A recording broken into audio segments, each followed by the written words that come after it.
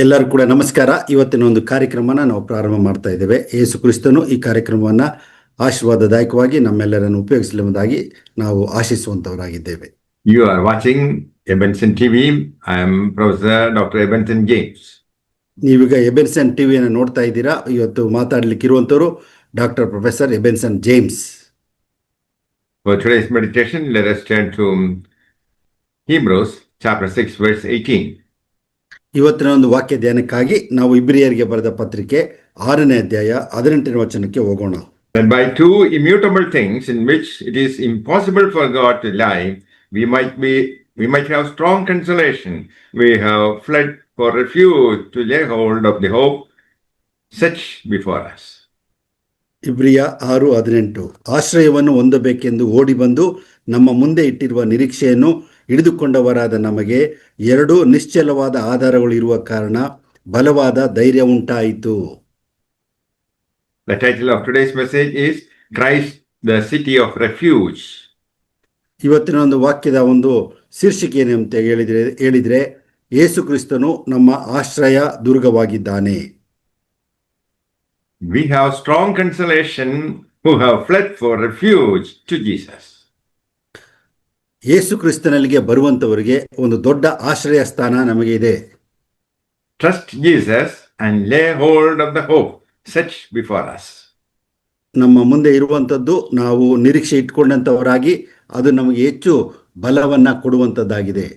Among the Jews, certain cities were set apart to which manslayers who had accidentally slain anyone might flee for security.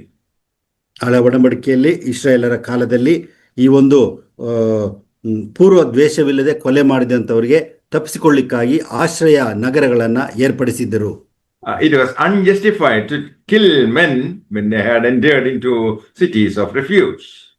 ಅವರು ಆ ಒಂದು ಆಶ್ರಯ ನಗರಕ್ಕೆ ಓಡಿ ಹೋದಾಗ ಅವರನ್ನು ಯಾರು ಕೊಲ್ಲಬಾರದಾಗಿತ್ತು. When a criminal had fled to them, he was beyond the arm of justice.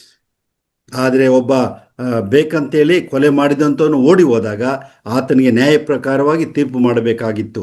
Solomon was to be the king after David. ಒಂದು ಸೊಲೊಮೋನನ ಕಾಲದಲ್ಲಿ ಆತನು ರಾಜ್ಯಭಾರ ಮಾಡುವಾಗ ಆದಂತ ಒಂದು ಘಟನೆಯನ್ನ ನಾವು ನೋಡ್ತೇವೆ. But his elder brother Adonijah was preferred by Joab, the captain of the army, and the priest. ಆ ಒಂದು ಅದೋನಿಯನು ಆ ಒಂದು ದಾವೀದನ ಒಂದು ಸೈನ್ಯಕ್ಕೆ ಇದ್ದಂತ ಆ ಒಂದು ಯೋವಾಬನು ಆತನನ್ನ ಹಿಡಿಯಬೇಕೆಂದು ಹೋಗುತ್ತಾನೆ. But Solomon came to power. ಆದರೆ ಸೊಲೊಮೋನನು ಅಧಿಕಾರಕ್ಕೆ ಬರುತ್ತಾನೆ. So Adonijah was afraid. ಅದೋನಿಜನಿಗೆ ಬಹಳ ಭಯ ಆಗ್ತದೆ. He fled to the horns of the altar in the tabernacle for shelter. ಆತನು ತನ್ನನ್ನು ಜೀವ ಉಳಿಸಿಕೊಳ್ಳಿಕ್ಕಾಗಿ ಆತನು ಆ ಒಂದು ಆಶ್ರಯಗಿರಿಗೆ ಆ ಒಂದು ಕೃಪಾಸನದ ಬಳಿಗೆ ಆತನು ಓಡಿ ಹೋಗುತ್ತಾನೆ. Solomon permitted him to find the sanctuary there.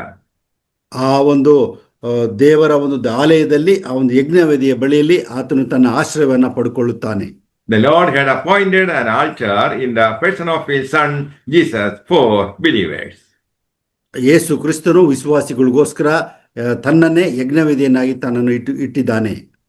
In him there is shelter for the sinners if they come and lay hold on Christ Jesus.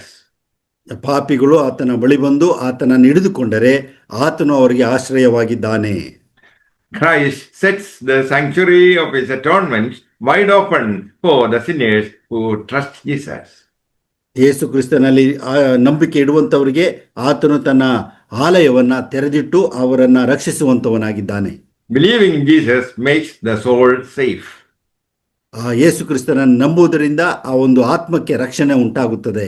Jesus intervened when God wanted to smite men for their sins.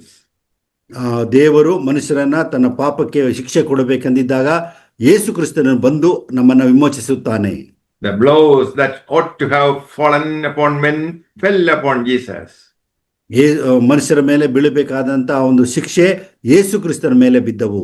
Jesus became our substitute, stood before God.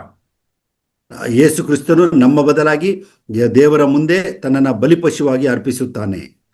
Christ has drunk the cup of wrath of God for anyone who believes in Christ. ಯೇಸು ಕ್ರಿಸ್ತನನ್ನ ನಂಬುವಂಥವ್ರಿಗೋಸ್ಕರ ಯೇಸು ಕ್ರಿಸ್ತನು ತಾನೇ ಆ ಒಂದು ಪಾನವನ್ನು ಆತನು ಕುಡಿದು ದೇವರ ಕೋಪ ಎಂಬ ಪಾನವನ್ನು ಆತನು ಕುಡಿದಂಥವನಾಗಿದ್ದಾನೆ. Put yourselves beneath the cross of Christ. ನಿಮ್ಮನ್ನೇ ಈ ಒಂದು ಶಿಲ್ಬೆಯ ಅಡಿಯಲ್ಲಿ ನಾವು ಅಡಗಿಸಿಕೊಳ್ಳುವವರಾಗಿರಬೇಕು. There, God's anger fell upon Christ, the innocent victim. ಆ ಒಂದು ದೇವರ ಕೋಪವು ಆ ಪಾಪವಿಲ್ಲದಂತ ಯೇಸು ಕ್ರಿಸ್ತನ ಮೇಲೆ ಬಿತ್ತು. The Lord in this way becomes a sanctuary to us from all our deadly fear to those who trust Him. ನಮ್ಮಲ್ಲಿರುವಂಥ ಭಯಗಳನ್ನೆಲ್ಲ ಹೋಗಲಾಡಿಸಲು ಯೇಸು ಕ್ರಿಸ್ತನು ತಾನೇ ನಮಗೆ ಆಶ್ರಯವಾಗಿದ್ದು ಆತನು ನಮ್ಮನ್ನು ರಕ್ಷಿಸುವವನಾಗಿದ್ದಾನೆ. Jesus became a sanctuary from dejection, despair, all of our cares, anxiety in the midst of trials, troubles, and pressure of any kind. ನಮಗಿರುವಂಥ ಚಿಂತೆ, ಭಾರ, ನಿರಾಶೆಗಳು, ಚಿಂತೆಗಳು, ಕಷ್ಟಗಳು ಇರುವಾಗ ಯೇಸು ಕ್ರಿಸ್ತನೇ ನಮಗೆ ಆತನು ರಕ್ಷಿಸುವಂಥ ದೇವಾಲಯವಾಗಿದ್ದಾನೆ. He will treat you tenderly in your hardships. ಆತನು ತನ್ನ ಕೈಗಳಿಂದ ಆತನು ನಮ್ಮನ್ನ ಆಧರಿಸಿ ನಮ್ಮನ್ನ ತೆಗೆದುಕೊಳ್ಳುವವನಾಗಿದ್ದಾನೆ. Even the worst of thieves, murderers, and sinners can fly to the sanctuary of His atonement.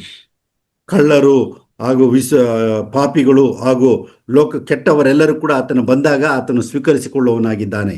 Depend on crucified Savior, and you shall find peace and comfort to your souls. ಆ ಶಿಲುಬೆಯಲ್ಲಿ ಹಾಕಲ್ಪಟ್ಟಂತ ಕ್ರಿಸ್ತನ ಮೇಲೆ ಭರವಸೆ ಬಿಡಿರಿ, ಆಗ ನಿಮ್ಮ ಆತ್ಮಗಳಿಗೆ ಮನಃಶಾಂತಿ ದೊರೆಯುತ್ತದೆ. May the Lord bless you all with these words. Amen. ಈ ಒಂದು ವಾಕ್ಯಗಳಿಂದ ದೇವರು ನಿಮ್ಮೆಲ್ಲರೂ ಕೂಡ ಆಶೀರ್ವದಿಸಲಿ. ಆಮೆನ್. ಪ್ರಾರ್ಥನೆ ಮಾಡಿಕೊಳ್ಳೋಣ. ನಮ್ಮನ್ನು ಹೆಚ್ಚಾಗಿ ಪ್ರೀತಿ ಮಾಡಿದ ಪರಲೋಕ ತಂದೆಯಾದ ದೇವರೇ, ನೀನೇ ನಮ್ಮ ದೇವಾಲಯವಾಗಿದ್ದು ನಮಗೋಸ್ಕರ ನೀನು ಯಜ್ಞಪಲಿ ಪಶುವಾಗಿ ಶಿಲುಬೆಯಲ್ಲಿ ನಿನ್ನ ಪ್ರಾಣವನ್ನು ಕೊಟ್ಟದಕ್ಕಾಗಿ, ನಮ್ಮೆಲ್ಲರ ಶಿಕ್ಷೆಯನ್ನು ನೀನು ಹೊತ್ತುಕೊಂಡದಕ್ಕಾಗಿ, ನಮಗೆ ಬಿಡುಗಡೆ, ಶಾಂತಿ, ಸಮಾಧಾನ ಕೊಟ್ಟದಕ್ಕಾಗಿ ನಾವು ನಿನಗೆ ಸ್ತೋತ್ರ ಮಾಡ್ತೇವೆ ಸ್ವಾಮಿ. ನಮಗೆ ನಿಶ್ಚಲವಾದಂಥ 2 ಆಧಾರಗಳನ್ನು ಕೊಟ್ಟಿದ್ದೆ, ಅದಕ್ಕಾಗಿ ಸ್ತೋತ್ರ. ನಿನ್ನಲ್ಲಿ ಭರವಸೆ ಇಡುವನು ಆತನು ಆಶಾಭಂಗ ಪಡುವುದೇ ಇಲ್ಲ, ಆತನು ನೀನು ರಕ್ಷಿಸುತ್ತೆ, ಅದಕ್ಕಾಗಿ ಸ್ತೋತ್ರ ಸ್ವಾಮಿ. ವಿಶೇಷವಾಗಿ ವಾಕ್ಯಕ್ಕಾಗಿ ಸ್ತೋತ್ರ. ವಾಕ್ಯವು ನಮ್ಮಲ್ಲಿದ್ದು ವಾಕ್ಯದ ಬಲದಿಂದ ಆತ್ಮೀಯ ಜೀವಿತವನ್ನು ಜೀವಿಸಲು ನಮ್ಮ ಪ್ರಾಣ, ಆತ್ಮ, ಶರೀರಗಳನ್ನು ನೀನು ರಕ್ಷಿಸಲು ಶಕ್ತನಾಗಿದೆ, ಅದಕ್ಕಾಗಿ ಸ್ತೋತ್ರ. ಈ ವಾಕ್ಯವನ್ನು ಕೇಳಿದ ಪ್ರತಿಯೊಬ್ಬನು ಕೂಡ ನೀನು ಆಶೀರ್ವದಿಸು. ಇದ್ರ ಮುಖಾಂತರವಾಗಿ ಸ್ವಾಮಿ ಪ್ರತಿಯೊಬ್ಬರ ಜೀವಿತದಲ್ಲಿ ನಿನಗೆ ಮಹಿಮೆ ತರೋ ರೀತಿಯಲ್ಲಿ ಅವರೆಲ್ಲ ಕೊರತೆಗಳು ನೀಗಿಸಿ ಸಹಾಯಕನಾಗಿದ್ದು ಸ್ವಾಮಿ. ನಾವು ಒಂದು ದಿನ ದೇವರ ಮುಂದೆ ಸ್ವಾಮಿ ಪರಿಶುದ್ಧರಾಗಿ, ನೀತಿವಂತರಾಗಿ, ನಿನಗೆ ಮೆಚ್ಚುಗೆ ಉಳ್ಳವರಾಗಿ ಕಾಣಿಸಲ್ಪಡುವಂತೆ ನೀನು ನಮ್ಮ ನಡೆಸಬೇಕಾಗಿ ಈ ಪ್ರಾರ್ಥನೆಯನ್ನು ನಮ್ಮ ಪ್ರಭು ರಕ್ಷಕನಾದಂಥ ಯೇಸುವಿನ ಹೆಸರಿನಲ್ಲಿ ಬೇಡಿಕೊಳ್ಳುತ್ತೇವೆ. Amen. The love of the Father, the grace of Jesus Christ, and the presence of the Holy Spirit be with you all forever. Amen. ಅಂತ್ಯ ಆಶೀರ್ವಾದ ಹೊಂದಿಕೊಳ್ಳೋಣ. ನಮ್ಮ ತಂದೆಯಾದ ದೇವರ ಪ್ರೀತಿಯು, ನಮ್ಮ ಕರ್ತನಾದ ಯೇಸು ಕ್ರಿಸ್ತನ ಕೃಪೆಯು, ಪರಿಶುದ್ಧಾತ್ಮನ ಅನ್ಯೋನ್ಯ ಸಹವಾಸವು ನಮ್ಮೆಲ್ಲರೊಂದಿಗೆ ನಿತ್ಯ ನಿರಂತರವಾಗಿ ನೆಲೆಯಾಗಿರಲಿ. ಆಮೆನ್.